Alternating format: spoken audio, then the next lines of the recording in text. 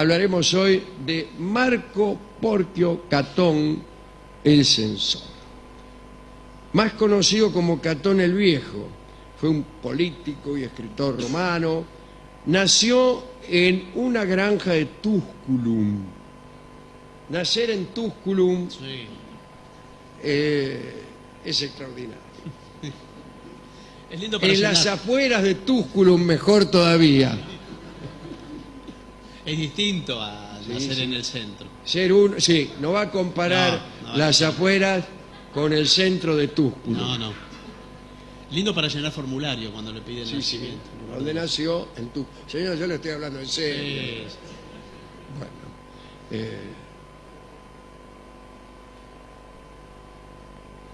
nació en el año 234 antes de Cristo. Bien, salgamos por favor de Tusculum. Hijo de un terrateniente romano, se desempeñó como funcionario de la República desde muy joven.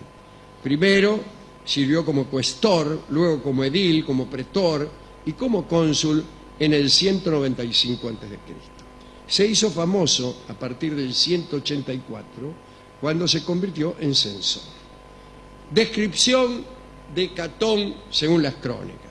Era un hombre enorme, de poderosa voz, ojos grises y dientes como colmillo de jabalí. Su rostro era tan desagradable y odioso que, según decían algunos epigramas que circulaban contra él, ni el mismo infierno quería abrirle las puertas. La función que ejerció Catón sobre la República tuvo consecuencias nefastas. Es la nota de nefastas. Dice, durante algún tiempo los romanos trataron de dar la espalda a las cuestiones guerreras para dedicarse a proteger la sabiduría de los griegos y a progresar. Pero Catón no quiso saber nada con semejante propósito. Expulsó a los filósofos griegos, prohibió la lectura de sus escritos, condenó toda clase de diversiones que venían de Grecia, alegando que eran frívolas y obscenas para la dignidad de sus conciudadanos. Su idea era transformar toda Roma en un campo de disciplina espartana. Sí, señor, era un hombre cruel. Para él, luchar contra un enemigo implicaba matar el mayor... Sí, suélteme, señor. El mayor número de hombres, mujeres y niños en el menor tiempo posible. Su vida íntima era prácticamente la de una secta. Vivía en una pequeña casa de campo e iba diariamente desde allí hasta Roma, desde Tusculum hasta Roma y desde Roma hasta Tusculum, y para administrar justicia. Cuando volvía por las tardes, sacaba el arado que tenía bajo la cama y labraba en las tierras. Él mismo no bebía más que agua y casi no comía otra cosa que pan ensopado. Mozo, un pan ensopado con agua. Era excelente orador, tronaba contra la inmoralidad de sus semejantes, pero acá ya no puedo más y tengo que decir que en realidad era un verdadero libertino. Sí, señor. Lo abrumaban los vicios, lo abrumaban. Mentira, que es cierto, comía solo pan ensopado, pero andaba con todas, señor. Pero recién decía que tenía una vida íntima que... Se refería al pan y al agua. Ah, está bien, está bien. Pero en lo que se refiere a tipas, andaba con todas. Se cansaba de besar a las mujeres de sus congéneres, pero eso cuando no había nadie en su presencia. Tuvo estas costumbres hasta los 80 años. Bueno, murió a los 82. Claro, sí. ¿Qué le costaba seguir 2 años más? Bueno, la más grande ambición de Catón fue hacer negocios junto a Roma a expensas de otras regiones del mundo conocido. Fue Catón quien empujó a sus conciudadanos a enriquecerse merced a la destrucción de Cartago. Contemos lo que sucedió. Cartago era una ciudad antiquísima, era una ciudad de los fenicios, ¿no?, que estaba en la costa norte de África, cerca de la actual Túnez. La ciudad se había establecido allí como puesto comercial a fines del siglo IX a.C. Era más vieja que Roma. Los cartagineses se destacaban en la fabricación de camas y ropa de cama. Claro, Sí. si fabricas la cama te conviene también fabricar la sábana. Y diseñaban joyas y exportaban animales salvajes de la jungla africana. Incluso los metían arriba de las camas. Claro, sí. Cuando cargaban un barco, ponían primero las camas, después la sábana y arriba los animales salvajes. En un pueblo que era un pueblo que vivía en guerra, ¿no? Se enfrentaba siempre a Grecia y a Roma, y como ustedes saben, en las guerras púnicas, allí donde nuestro amigo Amílcar Barca y su hijo Aníbal, ¿no?, Catón se obsesionó con la idea de que aquella ciudad, a la que odiaba por su lujo y su riqueza, era una amenaza para Roma. Y comenzó entonces a dar discursos en el Senado que siempre terminaba diciendo: delenda est Cartago. Cartago debe ser destruida. Catón se obsesionó con la idea de que aquella ciudad, ya lo leí, pero lo puedo decir de vuelta. Sí. Tan obsesionado estaba este hombre que no pensaba en otra cosa. En una oportunidad estaba diciendo un discurso y dejó que unos higos se cayeran de su túnica. Entonces un senador, Ortiva, estaban en el Senado, ¿no?, se agachó y agarró el higo, discúlpeme la expresión, Sí. y le dijo: qué lindo higo, porque eran higos enormes. Y Catón dijo: estos higos son de Cartago, y si destruimos Cartago nos vamos a agarrar también. todos estos higos. Yo aproveché este recurso oratorio, y cuando fui a ¿cómo se llama el programa ese donde vos vas y te peleás? Indomables, dice. No, indomables. Indomable. No, intratables. Intratable, ya está, intratable. Dejé que se me cayera un higo. Sí. Y yo quería que votaran por el Partido Demócrata Progresista. Y se agachó uno y agachó y dice: qué lindo higo. Sí, estos higos son los que vamos a importar de Cartago los demócratas progresistas. Bueno, Y yo miré pero- así, no votó nadie al partido. No, no Perdimos sé. las elecciones, señor. Sí, bueno, perdieron, Así pero que, ¿qué me venís con el higo? no, pero si no le dije nada, no sé. Bueno, no sé, pero no es una buena cosa. Quizá no por los higos, pero la cuestión es que todo el mundo estaba entusiasmado con la invasión. Los banqueros, todos esos tipos que pensaban en enriquecerse. Y los cartagineses ya habían sido derrotados en 2 guerras públicas y habían quedado muy maltrechos, desarmados, pobres.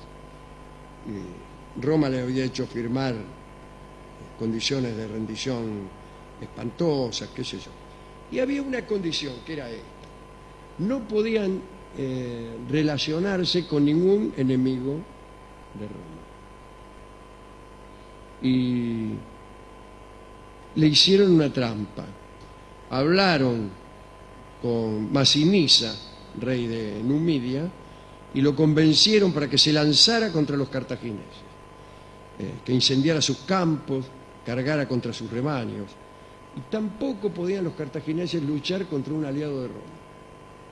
Entonces lo mandaron a este tipo, que era un aliado menor, que ni sabían los cartagineses de dónde era. Y empezó a prender fuego las cosas. Cuando los cartagineses se defendieron, apareció Catón y le dijo: han combatido a uno de nuestros aliados, lo vamos a invadir, qué sé yo.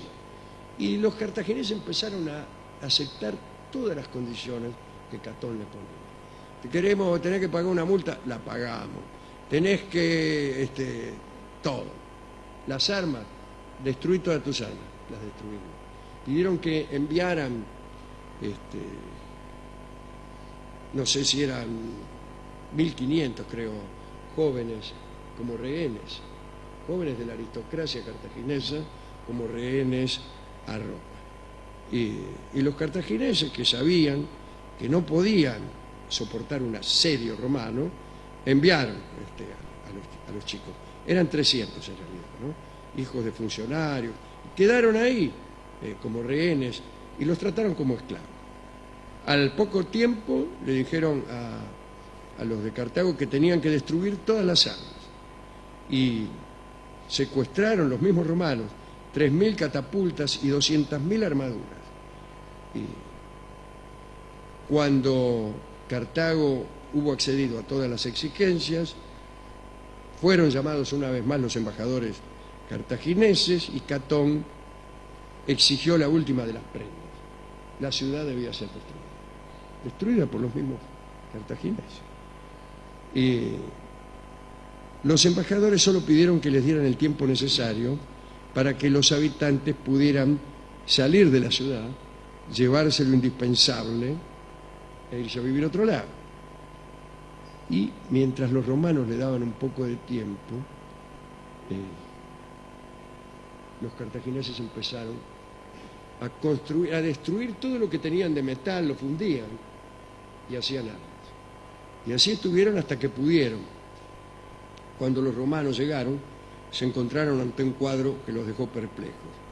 Las puertas estaban cerradas, los puestos de guardia debidamente vigilados, y entonces le pusieron sitio a la ciudad, y los cartagineses, que habían liberado a sus esclavos, habían dispuesto a sus hombres, sus mujeres y sus niños, y habían forjado las armas, tal cual yo les dije, lucharon.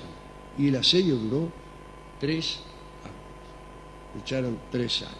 Fue la tercera guerra púnica, comandada por Publio Cornelio Escipión, que si yo no recuerdo mal, era Escipión el africano. Estaba el otro Escipión, menos conocido, ¿no?, que era el Emiliano. Este era el africano, me parece. Los cartagineses fueron destruyendo ellos mismos su ciudad para poder defenderse y muertos de hambre se rindieron. Después, los romanos tardaron 60 días para degollar a los vencidos. La población de casi 400.000 habitantes fue reducida a un puñado de gentes que fueron vendidas como esclavos. En la ciudad entera no quedó ni una sola muralla en pie. Los soldados romanos volvieron a su país para celebrar el triunfo, pero Catón ya no estaba para festejar, se había muerto un año antes de la destrucción de la ciudad que tanto odiaba y un año después de haber dejado la práctica de seducir a las mujeres de los amigos. Durante 25 años se prohibió ocupar las ruinas que quedaron. Recién en el 29 a.C., Augusto fundó allí Colonia Julia Cartago, ciudad que prosperó hasta un nuevo asedio en el 697, pero estos fueron los árabes y una vez más fue totalmente destruida. ¿A quién dedicar esto? Y a los cartagineses, que se le aguantaron piola, ¿no? Pero no eran muy buenos tampoco, qué sé yo, quién es bueno, quién no. Vamos a escuchar a los muchachos de antes, Panchito Cao, Horacio Malvicino y el nene Nicolini, que tocan un tango de Chon Pereira, creo que es este tango, pero a la manera del 900, que evidentemente fue compuesto para